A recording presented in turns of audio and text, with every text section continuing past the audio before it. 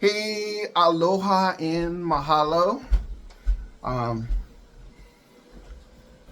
Thank you very much um, for subscribing to our channel, um, watching the videos, um, being humbled by all the responses and all the comments.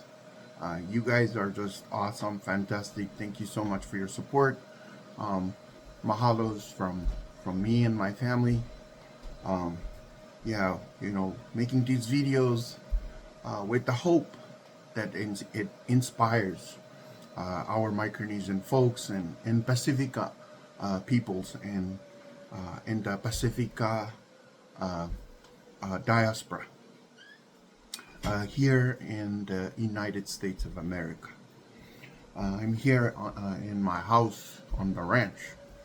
Um, I want to expand a little bit more, hopefully to teach you a little bit more about the Compact of Free Association between the United States and the Federated States of Micronesia, or COFA, which is the Compact of Free Association between the Federated States of Micronesia, the Republic of the Marshall Islands, and the Republic of Palau.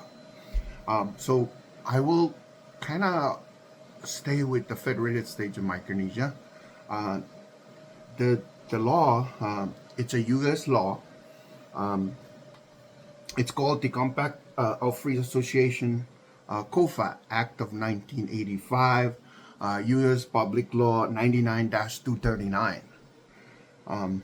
Yeah, so that's when it began in 1985. The Federated States of Micronesia decided that they're gonna, uh, you know, they approved, and the Congress, the U.S. Congress also approved it as well. Um, yeah, that we're gonna have this relationship from then, from going out from the trust territory of the Pacific Islands into a new status, which is with the U.S. Government. So we have that. And what the Compact of Free Association enable us is to live in the United States of America, to go to work, to go to school without visas. We are non-immigrants. It's a privilege for us to come to the United States of America, and a lot of FSM citizens and COFA in general took up that advantage, that benefit, and come to the United States of America. And we live here, we work here. Many of our cousins and our um, nephews and nieces, and many of them also join in the armed forces. So, yeah, so we have, like me, I have a lot of nieces and nephews and cousins in the army and the Air Force and the Marines. Yeah, so thank you so much, guys, for your service to the country. We appreciate your service. Um, hearing I've lived on Guam for many years, and then I go out and live in the mainland for over 20 years now, and then I'm kind of making my way back to the islands. I'm here in Hawaii, bought several lands here, and yeah, trying to live the island life, growing potatoes and taros and bananas and raising pigs and go fishing, so kind of going backward, um, but yeah, I've heard all these studies, and I think some studies, not a lot of studies on this thing, but I've heard about what most of the things we hear from the media is that we are straining the resources of the island of Guam, or the beautiful island of Hawaii. We strain the resources. We're a strain on the resources, and I do not doubt that. I think many of us, because of our relationship and because we are able to use these benefits, the social benefits, social programs like food stamp. Well, we were not eligible. We were eligible, and then not eligible, and then eligible, depending on the requirements, and then the housing, like Section 8 programs, and all sorts of stuff. A lot of our people take advantage of that, and I think the media lose or lost sight of those of us that have contributed tremendously to the U.S. government. So today I want to talk about me and my family and our contribution as U.S. taxpayers. We're Micronesians. We're from the Federated States of Micronesia. We live here in the United States, and we've worked. I work as soon as I worked 19. I think it was 1991 when I started working. Yeah, and then my wife worked for so we worked in the private sector. So I'm going to use our situation, how much help or how much tax we paid. This is from, the Social Security Administration. Okay, so you too can look up your information on the Social Security website. You can download all the information. You can sign up to receive mail about your Social Security. Okay, and the Social Security will show you exactly how much money you paid into the system. So we paid Social Security, we paid Medicare. All right, and since we've worked the entire time, when I was in school, I used food stamp and Section 8 for a little bit, and then as soon as I graduated from Oregon State University, we got off those programs. We decided as a family that it's too much of a hassle to us. It's kind of a, what do you call it? It's almost like a trap that kind of hold us back. At least that's how we viewed it back then. We viewed those programs that's kind of, okay, it's in the way, When I was in school, it was very helpful. It was the best program ever. And I highly recommend, if you're in school and you need food stamp, you need Section 8 for a family, by all means use it. That's what that is for. Yeah, but once you get out of school and you find a job, I think it becomes a roadblock. It's kind of holding you back, like sometimes when you get higher pay, there's a lot of things to do, like documents and all kinds of stuff. And so I really recommend you use these programs if you're in school or you're in a situation where you need those help. But try your very best to get out of it, and that's what we did as a family. Is we decided, okay, now we can work. We don't want to use no more benefits, so we stop our Section 8 benefit. We stop our food stamp benefits back then, and we just work. Okay, so today I will give you detail of how much money we put into Social Security, how much money we put into Medicare as a husband and wife. I'm not counting our kids. All of our kids now are working or either in college or working, and so they're also contributing to the U.S. Tax system. And so let me tell you my numbers here. Okay. So between my wife and I, we've contributed $183,709. $183,709 into the Social Security. That's our money we put into the Social Security. And when we retire, hopefully one day, I already retired. I consider myself retired since 2016. But when you need the benefit when you're 65 years old, I believe, or then you can, start to take the money out.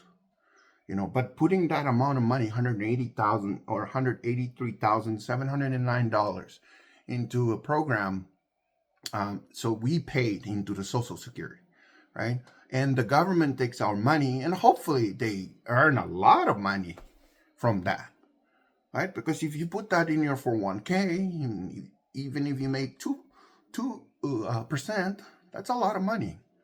So, our hope is the federal government use that our money that we put into Social Security to make sure Social Security is viable for future generations.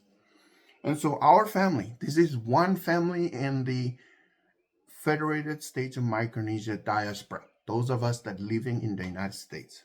One family, between me and my wife, we contributed $183,709 into the Social Security.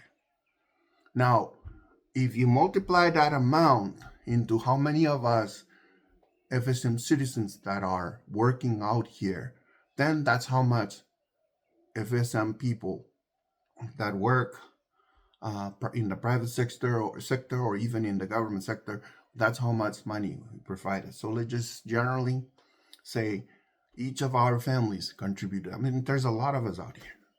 It can reach in the millions. Okay? And here's another one for Medicare. Okay? We pay into Medicare as well. All right? And we're not using Medicare. Okay? We have our own private insurance. So we pay another, between me and my wife, we paid $43,780. $43,780 into Medicare. All right? Yeah. And we've never used it. Yeah. We've never used it. So that money we gave it to the federal government. And another tax, which is called the federal withheld tax. That's another tax that it doesn't show up on this, but that's another tax that I know I pay every year.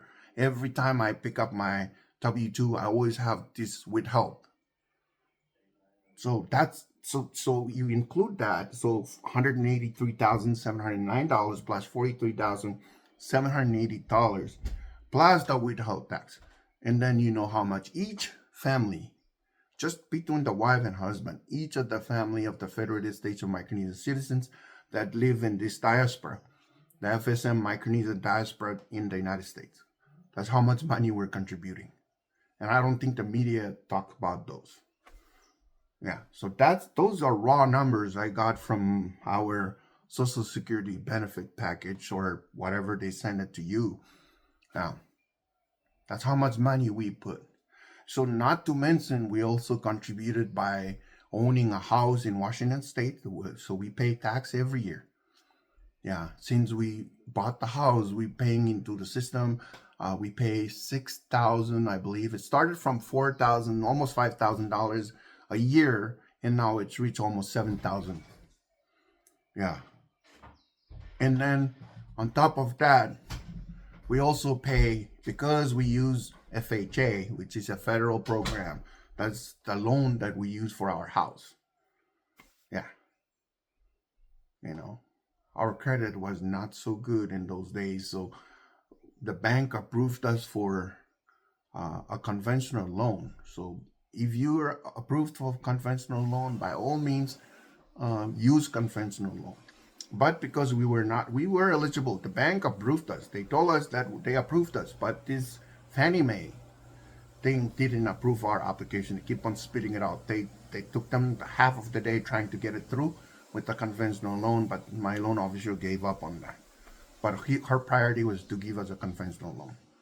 So because we use FHA, we also paid, included in our mortgage is a insurance we pay for the mortgage. It's an insurance for the mortgage. Yeah. And we also pay our own homeowners insurance. So there's a lot of money that we pay into the system. Yeah. And then now that we own lands here in Hawaii, we also start paying tax into the Hawaii system. And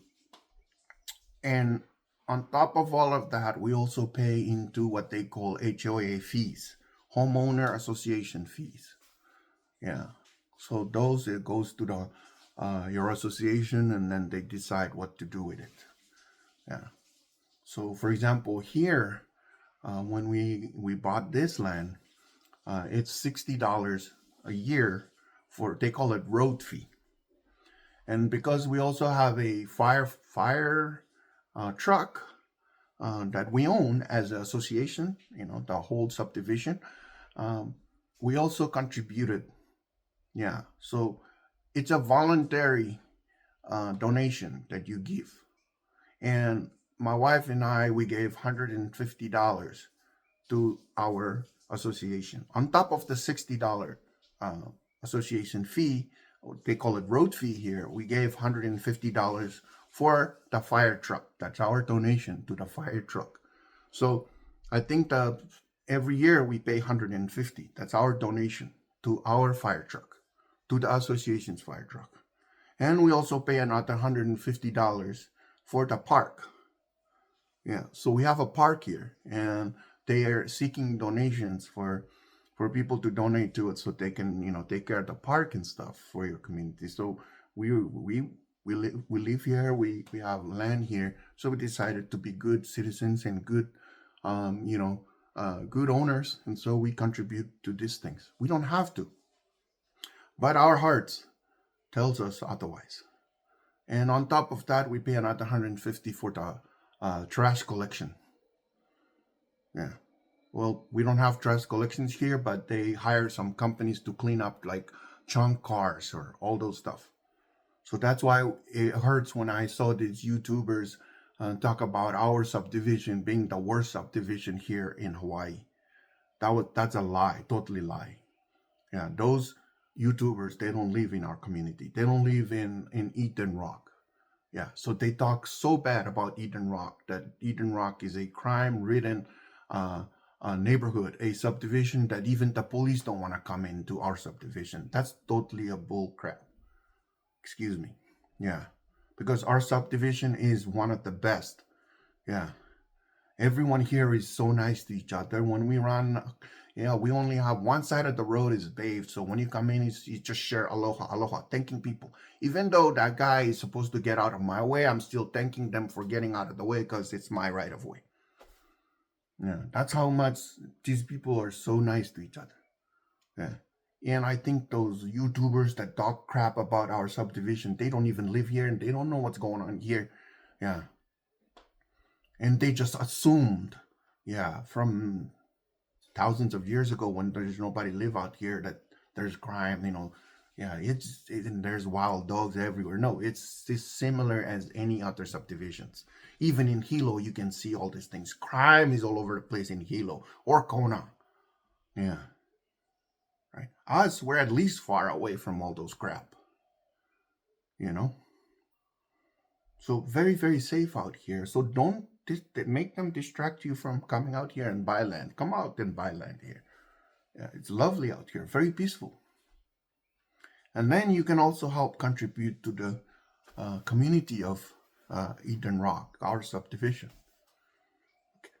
And for all of you Micronesian haters out there and thinking that we do not contribute anything to the federal government or to the communities we live in, I just explained how much we contribute. We contribute. Okay? Yeah.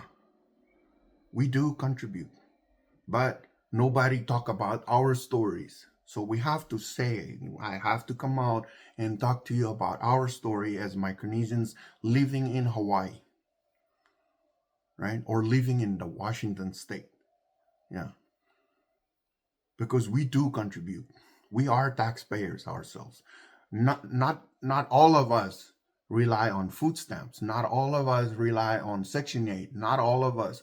Yeah. They're in fact in Washington state, all the yappies from Outer Island Yap, like myself, every one of us own our own homes out in Washington state. Okay? Yeah. Which means we do not rely on Section 8. Yeah. And to my Micronesian brothers and sisters, nephews and nieces that are on those programs, if you need those programs, by all means use them. That's what they're there for. If you need them. Yeah. And this is if you need them. If you don't, do not take advantage of those. Do not abuse those programs. Get the hell out and go work. Working is much more better. Go out there. You can do it. I mean, all of us Micronesians, most of us think that we can't do it. Oh, we cannot buy a land. We cannot buy a house. No, no, no. That's a very bad thing to think about. No, you can. You totally can. So go out there and be a good citizen, contribute to the United States. They're our host country, and we do appreciate them. Yeah, because the Compact of Free Association enable us to come to the United States without visa. Yeah, COFA citizens, they don't need visa to come to the United States. All you need is a passport, and when you enter the country, they give you your I-94 number, and then you can stay here legally and contribute to the communities that you live in and to the federal government, so you can be a good citizen in this society. It's a privilege, and we need to take care of that privilege, in by working hard. Do your part as a citizen, of the Federated States of Micronesia, living in the in the diaspora, here in America. You must, behave and obey all the laws, and you should be fine. Should be okay. And that's what we should do. Yeah. Our leaders on both sides, the Congress of the United States of America, the Congress, and our people from the 80s, in the 1985, when is or even before that, I think, when we were working on the status of our country, we decide, there's different options, but our ancestors, they decided to go and to be a free independent nation called the Federated States of Micronesia, or the Republic of Palau, or the Republic of the Marshall Islands, and we're gonna use this association.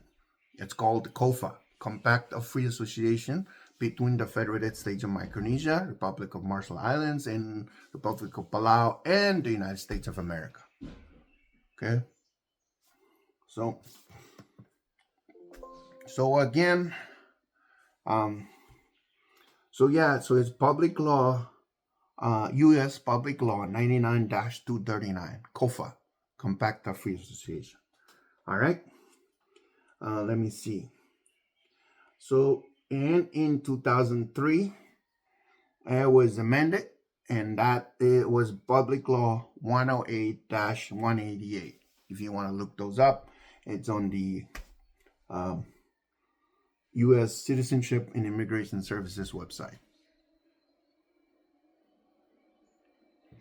Alrighty, guys. So my video now is 23 minutes. A very, very long video, but it's very fascinating things to talk about. Our contribution as Micronesians living in the diaspora here in the United States of America. So again, mahalos, alohas. Thank you very much for subscribing. If you're new to my channel, please subscribe and look at all the videos, man. Go back and look at all the videos. Yeah, I don't know if I have any videos about when I bought my house in Washington State, but I know there's a lot of videos about us when we acquired this piece of property here, and then we starting to develop it. It was nothing but raw land, and we're developing it and changing it into what it is today. So thank you so much for your support. Mahalos. And so long. And we'll talk about more stuff about farming and stuff. This one is about the relationship we have with the United States of America.